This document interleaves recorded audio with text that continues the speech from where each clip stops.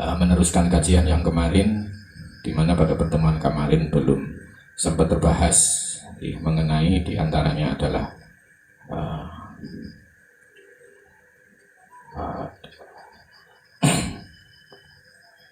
kondisi suasana batin yang semestinya selalu ada dan terjadi pada orang yang sedang belajar bersyahadat.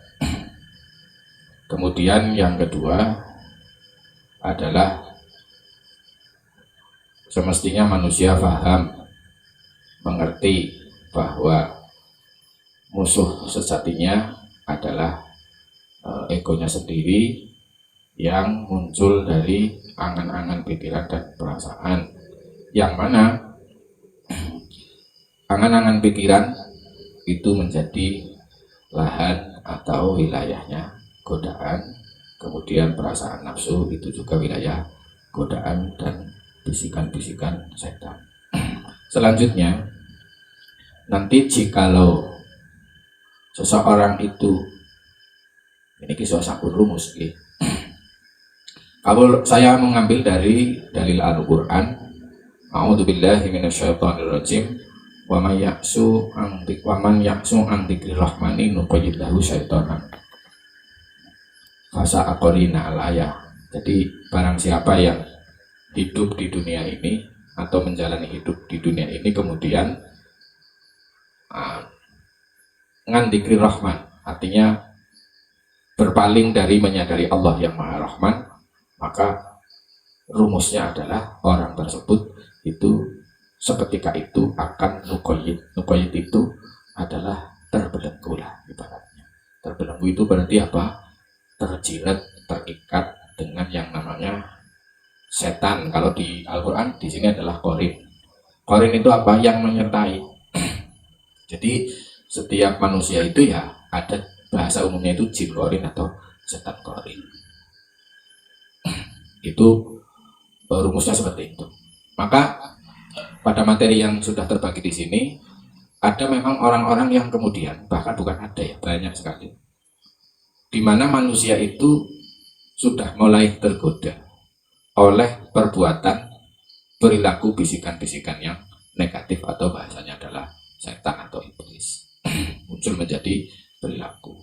Oleh karenanya perlu disampaikan pula di sini bahwa target operasi iblis dan setan itu adalah mereka itu bertekad dan menggoda. Kemudian setelah tergoda, manusia itu disesatkan. Disesatkan kalau dalam bahasa Arabnya itu dolal atau kesesatan. Nah, yang paling pertama, sasaran awal bagi mereka untuk menyesatkan adalah itu tadi manusia atau anak cucu cicitnya Adam. Pertama yang akan disasar adalah satu, manusia dikondisikan agar manusia itu menjadi kafir atau ateis. Pengertian daripada kafir ini adalah ketertutupan hatinya manusia. Kafir itu kan cover atau tutup. Agar manusia itu apa? Tidak bisa mendayagunakan fitrahnya. Fitrah itu apa? Rasa bertuhan. Karena apa? Jadi kalau pada awalnya setiap manusia itu fitrahnya adalah tauhid atau mengalami Tuhan itu sendiri.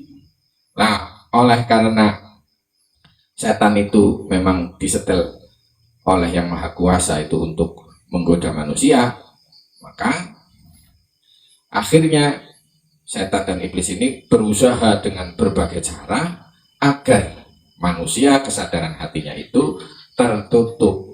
Tertutup itu Bapak tercover. Tercover itu apa ya? Tertutup kayak buku itu kan ada tutupnya, ada sampulnya, cover tertutup. Nah, cover ini yang kalau bahasa Arabnya adalah kafir.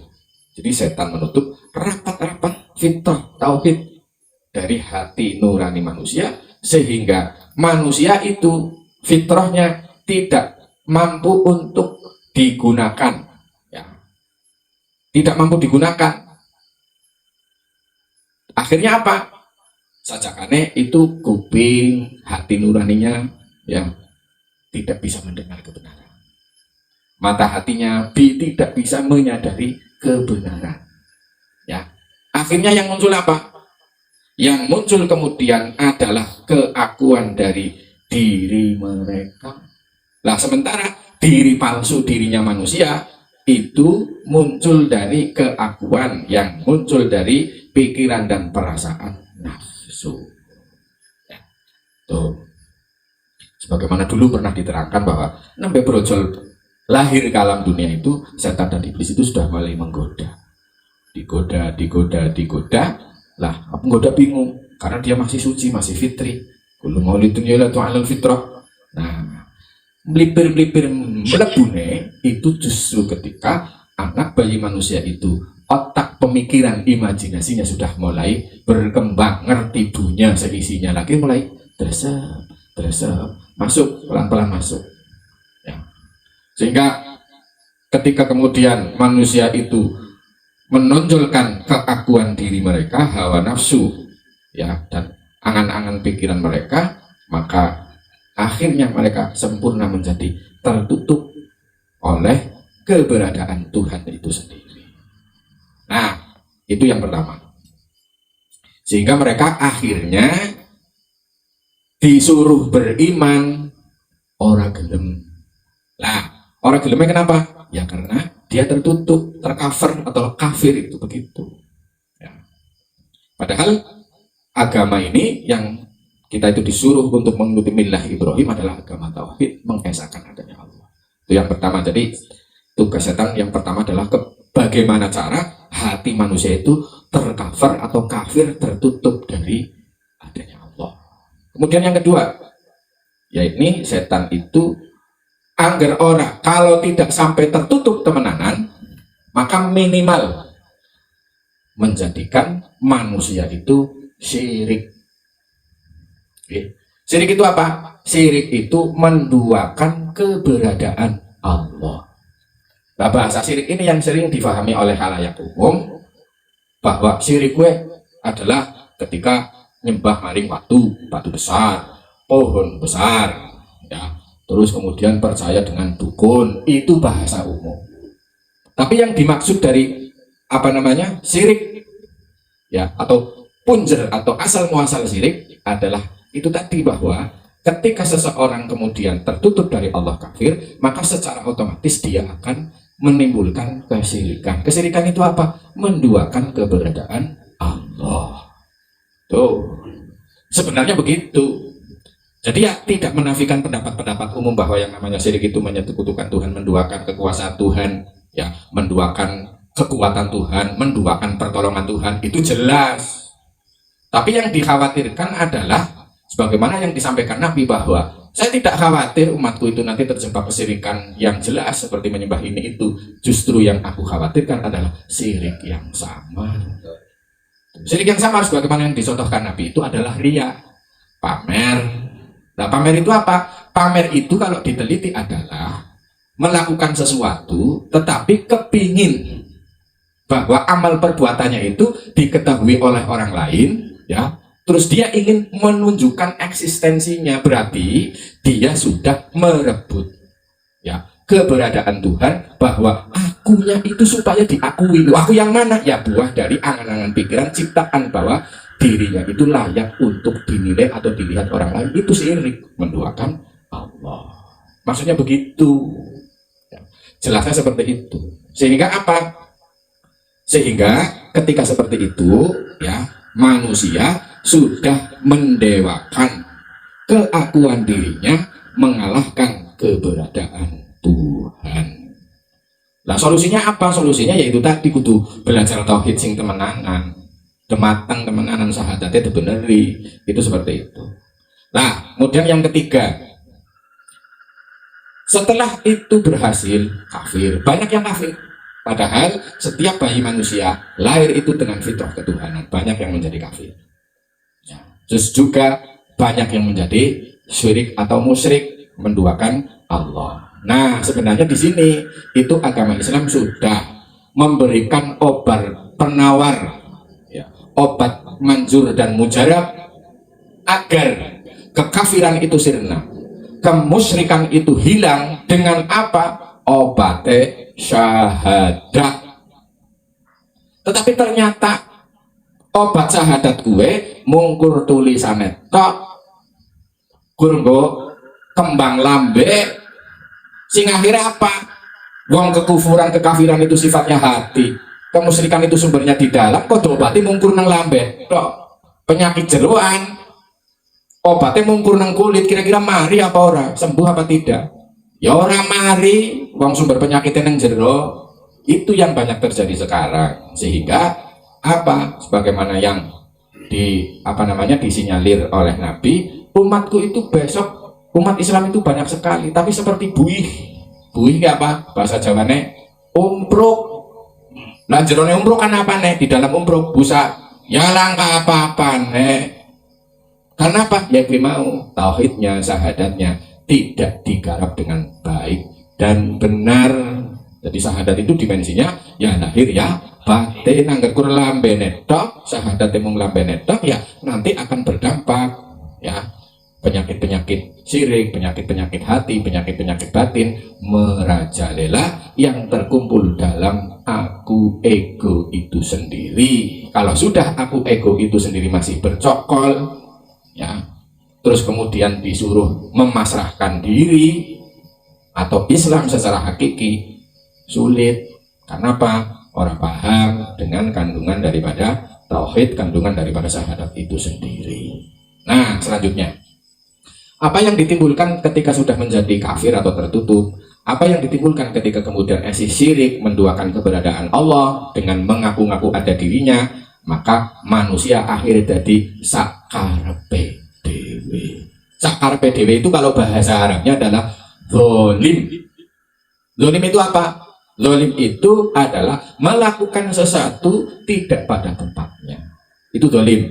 Ibaratnya kayak gila, sepatu atau sandal terselah silah, kopiah nggak sandalan, itu zolim ya.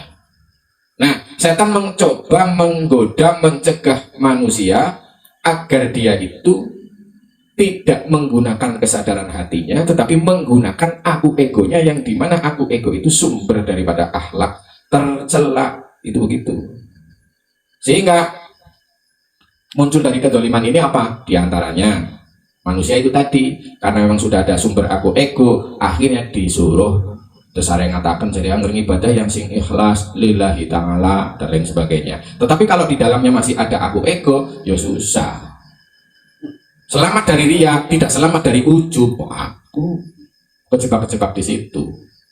Terus akhirnya jadi takabur, tinggi hati, bangga dan lain sebagainya. Ya, kalau itu bagi yang berhasil.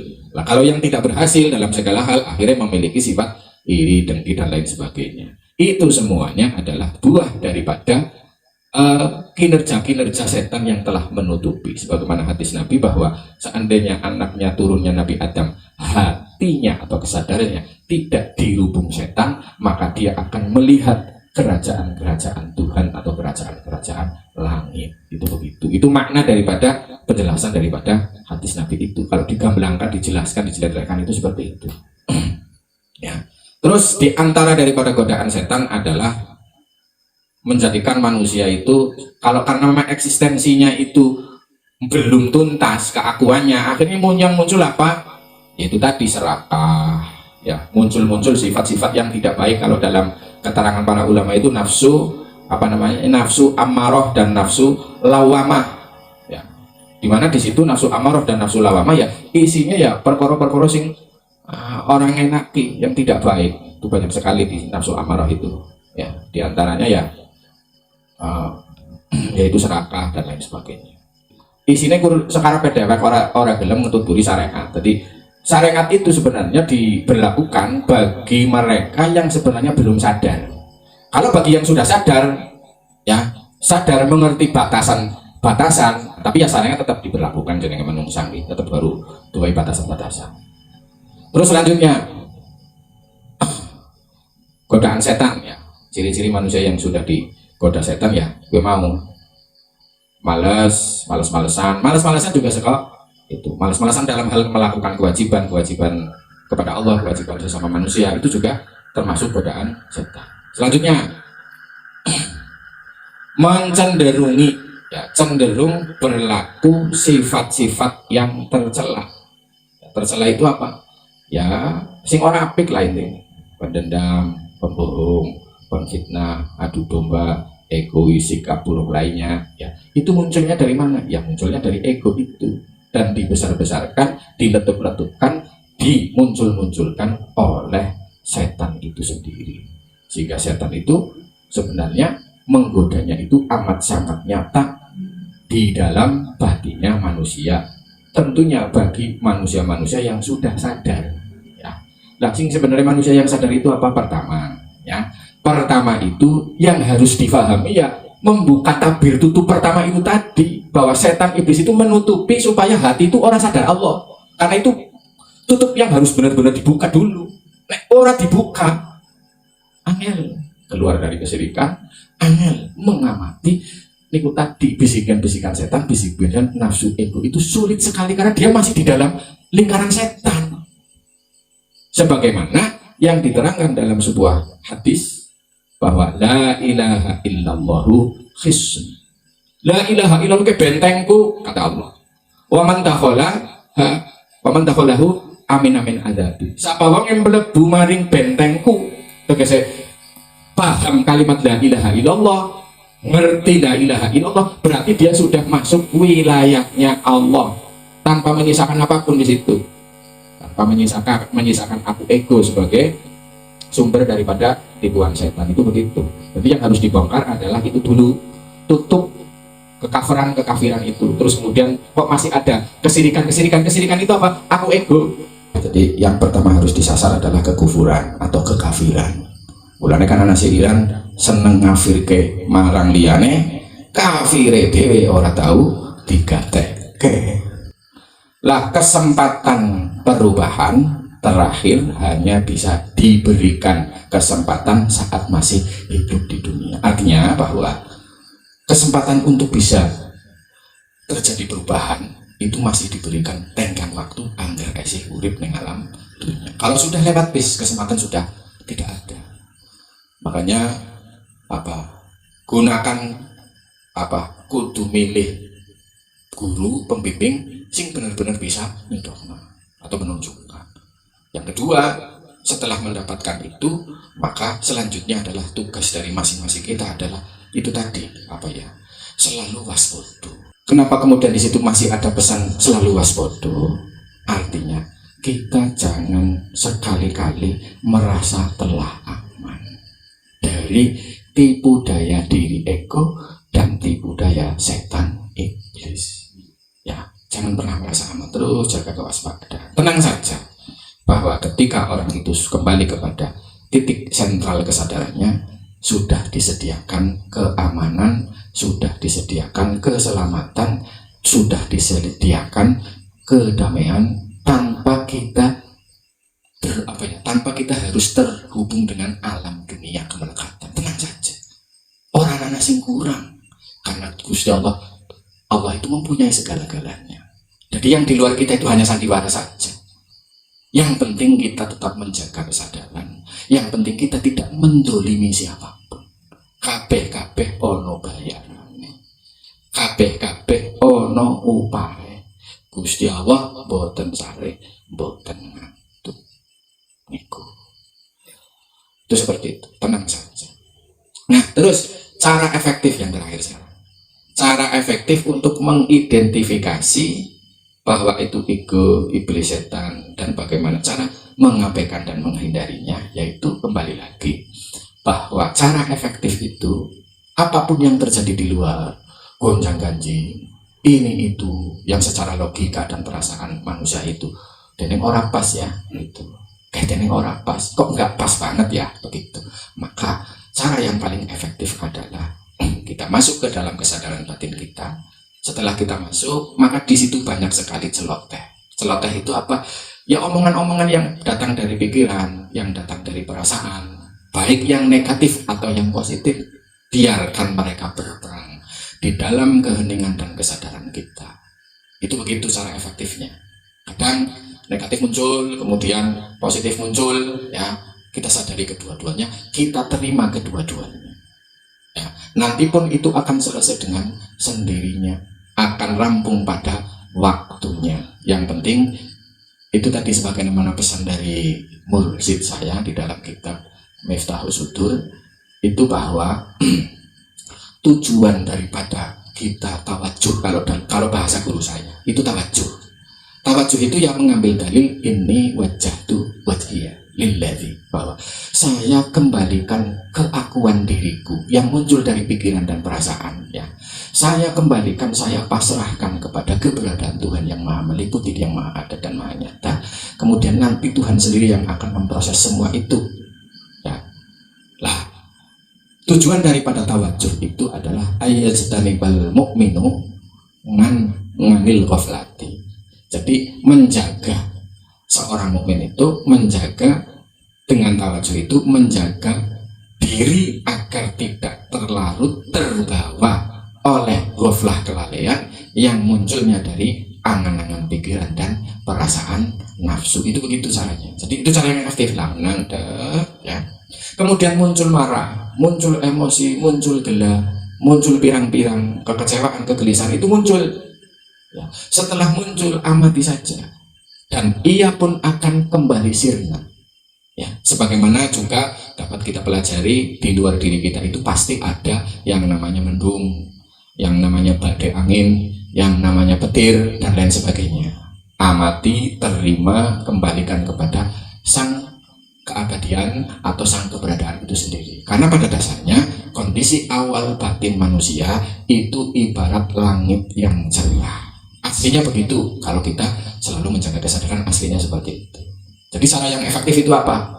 Yang mengidentifikasi. Ya, yang mampu mengidentifikasi apa? Yo ngening, yo sadar. Ngoten muncul, biarkan saja, dinikmati. Muncul nanti datang pergi, muncul nanti datang pergi. Karena setelan dari awal manusia mengadakan amal Allah mengadakan manusia itu cerah. Ya, seperti langit, tidak ada awan, tidak ada hujan, tidak ada petir. Dan kondisi aslinya itu seperti itu.